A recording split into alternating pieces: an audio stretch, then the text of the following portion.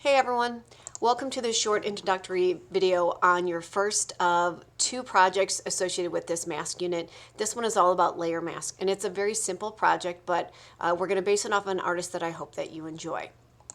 So in this project, I want you to be focused on the layer mask. Remember, there's three different types of masks. Okay, you've got your quick mask, layer mask, and clipping mask. Your layer mask is when you're using a mask that is directly applied to a layer, and you'll see that in the layers panel, and I'll show that to you today here before this video is done.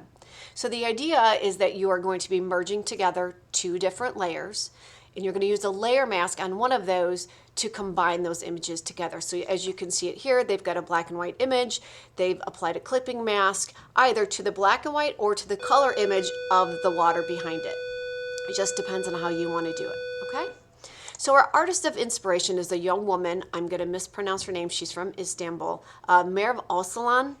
And she is young. Like I said, she graduated in college, I think in 2010, and she actually graduated with a degree in ceramics. But she quickly transitioned to digital collage, and she became quite famous very quickly for her very unique and interesting collage work. And most of you guys are actually probably seen stuff like this now. It's very, very trendy, and she was one of the ones who first started this. So these are some examples of her works here. So what she does, hers are really simple. She's just combining basically two images. She does take appropriated, which we know what that term means, appropriated images of archival photographs, so black and white aged photos. And then she combines that with more current images of landscape and nature, and those are in color. And that's the way hers are always. They're always the figurative black and white nostalgic photographs paired with a bright, colorful landscape. And if you look at the website, which you will have to do for your written portion before you start the project, you'll read a little bit about why she does this, why she's pairing these older photographs of people with landscapes. Okay, so these are some pretty common examples of what you can expect from her work. Notice she does a silhouette effect, which means she is outlining a larger portion, so either the entire figure or their torso or lower section, and that's what you see the landscape through, or the natural image through. And it's always the natural image is showing through the body, not vice versa, okay? So again, you can kind of see it here, showing that landscape through, again, through body parts or an entire person. She's also using black and white images. Again, these are appropriated images.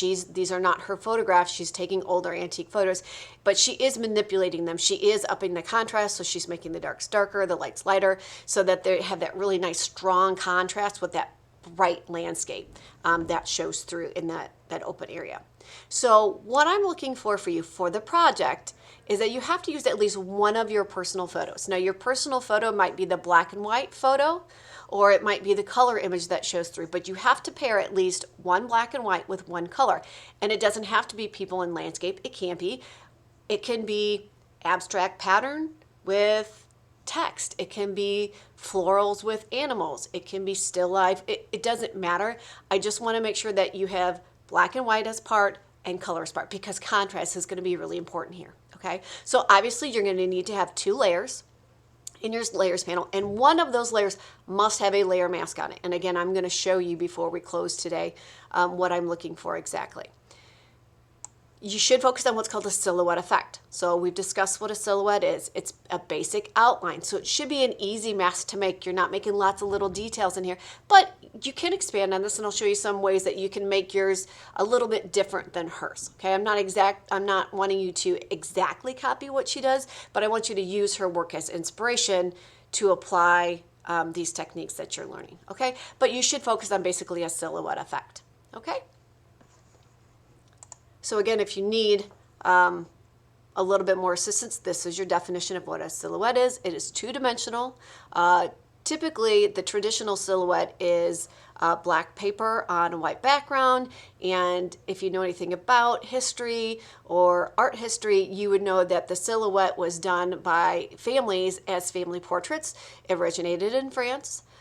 They did it before photography was widespread. So in other words, if you were not wealthy, you couldn't afford to have a portrait made. So you would set a lamp up, and you would set your children in front of that light, and you would cast their shadow on the wall, and you would trace their profile It's always profile because imagine if it was this, it would just be just a round egg and shoulder. So it was almost always profile so you could actually see the face. All right, so that's where the idea of what a silhouette comes from. But obviously now we have all different kinds of silhouettes. Some suggestions when you're working on your project. Remember, because you're using a color and a black and white, I really want you to focus on that contrast, not just in color, so color versus black and white, but also the contrast of values, dark versus light. So think about if your photograph is really, really dark, your color image, you might want it to be very light in value. You also might need to use your image adjustments to kind of monkey with those two different photos. So if your black and white image is kind of gray, you might want to make your darks darker, your lights lighter, so you have got more contrast. Or maybe on your color image, you can actually tweak the colors. You can change the hue and saturation of it. You guys have had plenty of practice with this, so feel free to experiment around with those as much as you want to, okay? And then again, feel free to use weird and unexpected pairings, not just with your colors, but also the images that you use. And you can do more than one layer mask. As you can see, this one here of hers, it has 3 different layer masks, all on the same image, all in the same layer, in fact, using the 2 images, but instead of one big silhouette, they've done 3 smaller silhouettes, and that's perfectly fine too. As I said, the key principle I'm looking for here is contrast. When I look at this, there should be bold contrast in color, in topic, in value, all of those things, so that it really, it pops out to your eye. If you want to know if you've got good contrast, if you squint your eyes, kind of let things blur, and you can kind of still see the image, you've got good contrast. So keep that in mind. Contrast is important. Beyond that, you can do extra things. So this is one of my examples. So what I did is I took a black and white photo. I didn't use another photo. I actually used a pattern, an image of a pattern that I had, and then I actually made another layer and I outlined. So even though it's a silhouette, I wanted to put some outlines back in, so I just used the brush tool and I re-outlined it. Okay, so I brought some of those details back in there. You can do that. That's an option. There's lots of different ways you can expand on this. You can use drop shadows, filters, anything you want. You just have to make sure part is in black and white, part is in color, and you use a layer mask. You can use multiple different photos. So maybe you've got one black and white photo, but you're using multiple different. So instead of, these are all water, but imagine if they were all different kinds of fruit. You know, maybe you have grapes here and watermelon here and zucchini and cucumber here. And so you've got all these different fruits. So you're using different images. Again, still black and white, still a color image, but you're adding some variety there. You can play around and expand as much as you want to with this. This was really kind of interesting because it's not really using an image within an image, but it is using a clipping mask. They're just filling it with a solid color here. And it's kind of interesting because when you remove a person, they're kind of really playing with your perception here. And I really enjoy this one a lot. Again, you can use patterns. You don't have to use a photograph. Obviously, it's going to be an image of some kind because you're in Photoshop. But where that image comes from is totally up to you. You can also, as you can see here, how they've changed. So this is a flat silhouette, but if you look closely here on the Twin Towers, you can see how part of it, they actually, probably what they have done is they used a selection within that and they darkened. So they probably would have used like the polygon marquee tool and made that selection, and then in their image adjustments on that pattern layer, they would have darkened those areas. So it gives it some depth to it. So feel free to experiment as much as you want. And then these are not her works, these last inspiration ones. They're different artists who are using similar techniques. Your silhouette, it doesn't have to be a really crisp, clean line. You can make it soft by using a gray color instead of the black and white for your mask. If you use gray, remember, you're not gonna get a clean edge. It's gonna kind of fade out. You can blend it, all right? This one does, I don't want you doing this just because everything's black and white. I do want black and white and some color. So make sure you use both black and white and color. I like here how they actually made a copy of her and moved it over, put it on top, because the original, it was here. They almost made it look like a paper doll kind of thing, and they put a drop shadow and moved it over. So you can cut up your layers too, and you can use multiple layers. However you want to do it, it's fine. This one uses a background layer, so they just applied a gradient. Then they had their star layer, and then they had their vintage photo layer. So if you want to isolate the figures or whatever it is from the background and just have a solid color background, you can do that. You can use text. You can scan in a newspaper. Just like I said, be creative. be as creative as you want. Play around. All of these are different examples. You can do people and people. And see, notice here by changing the scale, it's really kind of alarming. I like this one, again, solid colors.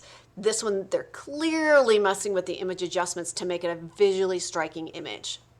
So I'm not going to talk all the way through this, but lots of different options here. Notice again, it's not a clean mask. They've kind of faded it in, and they've actually faded in 2 different images here. So lots of different options. All right, so let me show you, like I said, what it is I'm looking for. And I'll give you a couple other things. So you have to start with your first image, and I'm actually going to use this as my desaturated image. And I want to show you that you don't have to leave it black and white. So I can leave it black and white. I'm going to bump up my contrast a little bit because I feel like it needs more contrast. And then I'm going to say, I really don't want it black and white. I want it duotone. So you can do duotone in place of black and white. Remember, duotone is just a black and white image that you have colorized. So you've tinted it a certain color. Okay, so you can kind of sort of do that. So I'm going to go purple. I'm going to leave it okay. Your next step then is to find your other image. You can appropriate images from the internet for this. You must use at least one of your own personal photos. But then where you get the other photos is totally up to you. They can all be from the internet, they can be from my digital image archive, or all of them can be your own images too. That's perfectly fine.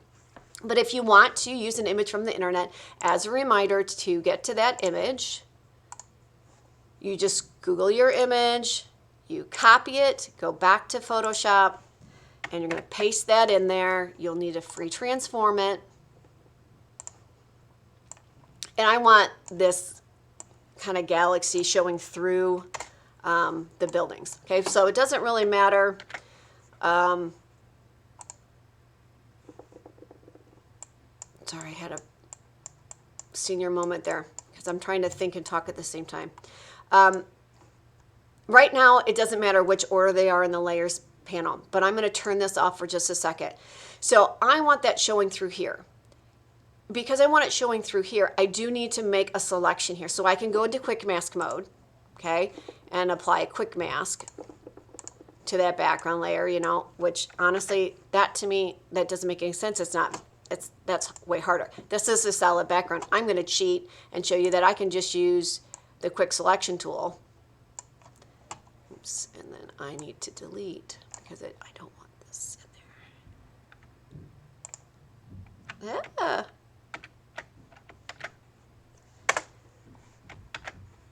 Grab the wrong tool. I want the polygon. There we go.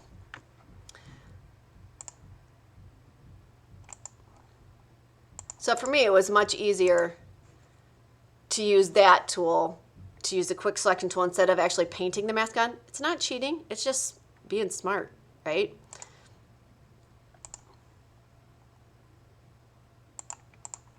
All right, I just didn't want that in there. All right, so now we've got a good selection, right? Now we just have to turn that into a layer mask. And you can do it one of 2 ways. I can either apply the layer mask, it just depends on what order they're in. Because this is my background layer right now, I would need to switch to my other layer. And again, you might have to inverse, try it one way, try it just because it's that mental flip. But I want to apply this as the layer mask. So right now, this is the area that's selected. If I hit the layer mask, notice it's going to block everything else out. If it was inversed and I applied that, notice it's going to give that, but that's not what I want with my back. Okay, so again, just if you didn't work, just inverse it again, try it again. So you can do it that way. The other way, and I'm just going to show you, I know this is longer than I said it was going to be, but too bad, I'm the teacher, I get to do what I want. I'm going to save this selection for just a second. I'm going to deselect that. Because I just want to show you, you can do them in different orders. It doesn't really matter which one you do. So if I have my buildings on top, and I have that, I'm going to reselect that.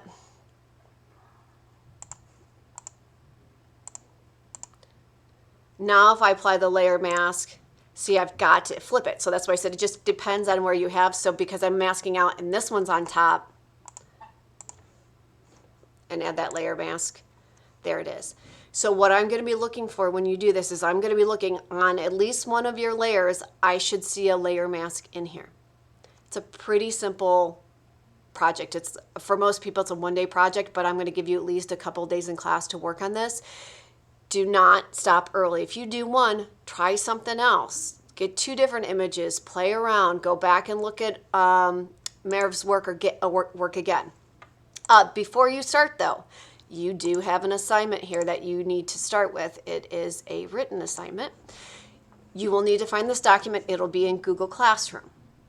It's just meant to slow you down for a second and really look at her work and think about it before you start your own. So the first thing you're going to do is you're going to go to her website here, which the link is there. You're going to look either on the home page and scroll through or in her collections, and you're going to pick a work that speaks to you. So maybe I really like this work.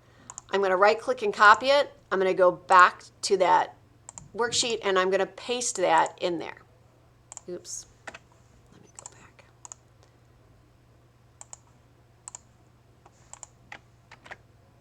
It's not letting me. So if that doesn't work, you can always save the image. Save image. Come on, baby. There we go. I'm just going to save it in my downloads. Then go back and upload it. So I'm kind of glad that did that. So in case the copy and paste doesn't work, you've seen how to actually manually do it. So there that is. And now it's in there. Okay. Then you're just going to answer the questions about that work. Tell me a little bit, 1 sentence minimum for this first one. Why did you pick it? Then this one's going to take some thinking. This is a statement by Merv. Please read it. It talks about what she's trying to accomplish in her works, and I want you to discuss how what she said applies to this work here. In detail, I want you to tell me what you find most visually appealing about this work. And then finally, now that you've looked at it, I want you to think about what you might do for your project. I want you to have a plan. Tell me in detail, in a minimum of 3 sentences, what are you going to do? What's your collage? What are you going to pair? I'm going to pair an image of my parents, and I'm going to put it with roses because that's my mom's favorite flower. Or I'm going to find an image of a map of the United States, and I'm going to use images from my grandmother's wedding china because she came to the United States from another place, and you're going to embed that in there. I don't care. But I just want you to have an idea. I don't want you to just start plugging things together, at least for the first one. Okay? If you have any questions, make sure you reach out and ask. But I want to see you have fun with this. I want to see you play around in Photoshop and show me that you have a really good understanding of layer masks before we go on to the last project in this unit, which is more complex, and you're going to be using multiple masks in one Photoshop file. Good job.